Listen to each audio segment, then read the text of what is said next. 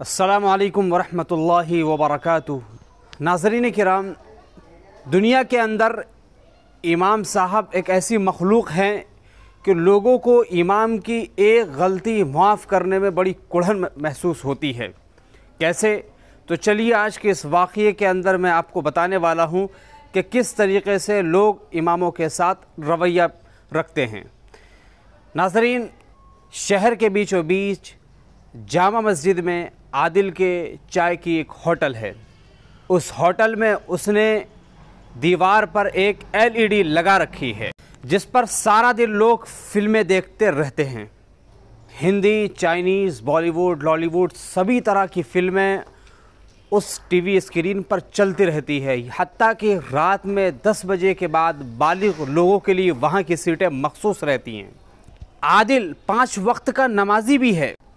जैसे ही अजान होती है वो दुकान छोड़कर और लड़के के हवाले करके ख़ुद मस्जिद की जानिब रुख कर लेता है। उसका मानना है कि पंजगाना नमाज ही की बदौलत उसकी दुकान का कारोबार ठीक ठाक चल रहा है। यूँ आदिल का सारा दिन फिल्मों में और 10-5 मिनट की नमाज के लिए मस्जिद में गुजर जाता है। मगर तमाम लोगों का मानना है कि आदिल एक परहेज़गार और नमाजी आदमी है। मस्जिद के इमाम का नाम मौलवी साजिद है। 25 साल का खूबरू और बारिश नौजवान अभी ताज़ा दर्स निज़ामी को मुकम्मल करके बिला मुआवजा दर्स व तदरीस और इमामत के फ़राइज़ अंजाम दे रहा है। नमाज पढ़ाने और बच्चों को दर्स देने के बाद मस्जिद से मुल्हक़ा हुजरे में जाकर बैठ जाता है और किताबों के अंदर गर्क हो जाता है। असर की नमाज के बाद इमाम साहब का मन हुआ चाय पीने का, तो मन में ख़याल आया कि मस्जिद के पड़ोस में ही आदिल भाई का होटल है, वहाँ जाकर चाय की चंद चुस्कियाँ ले ली जाएँ।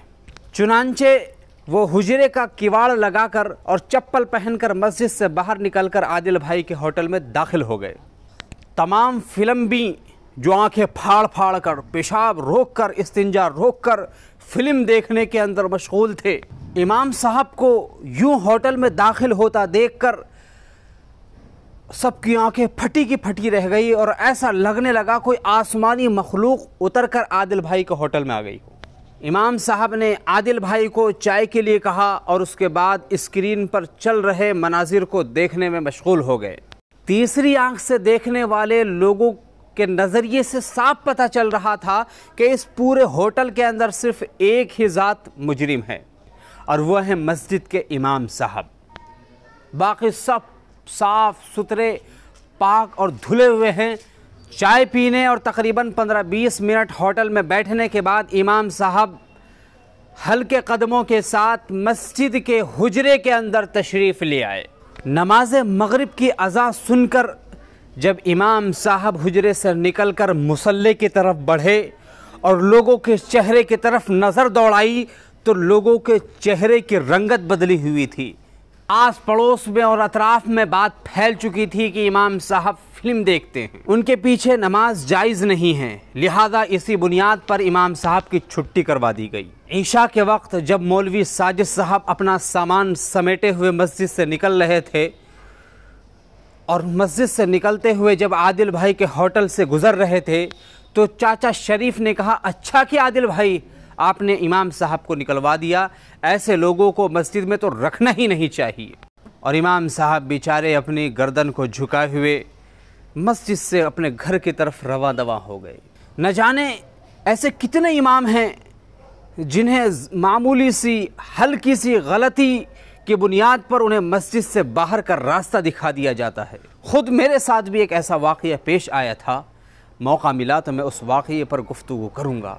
तो दोस्तों, आज के इस वाक़ये से आपने अंदाज़ा लगा लिया होगा कि आज समाज के अंदर जो मिंबर और मुसल्ले पर खड़े होकर कौम की रहनुमाई और रहबरी करते हैं, सही रास्ता दिखाते हैं, हक़ और गलत का उन्हें पहचान करवाते हैं, क्या ज़रूरी नहीं है ऐसे सोच को बदलने की? क्या ये ज़रूरी नहीं है कि इमाम साहब को ये समझा जाए कि वो भी तो एक इंसान है? अगर उनसे कोई गलती हो गई तो जैसे आप हज़ारों गलतियां करते हैं तो उनसे भी एक गलती हो सकती है। उनसे भी एक गलती हो सकती है, वो कोई अल्लाह के फ़रिश्ते तो नहीं हैं, वो भी हज़रत आदम अलैहिस्सलातु वस्सलाम की नस्ल से हैं। लिहाजा अगर उससे गलती हो गई है तो माफ़ करने वाली ज़ात अल्लाह की है, फ़ैसला अल्लाह सुनाएगा, आपको किसी ने इख्तियार नहीं दिया है। और ये वीडियो आपको सोचने पर मजबूर कर देगी कि आखिर ऐसा क्यों हो रहा है। वमा अलैना इल्लल बलाग।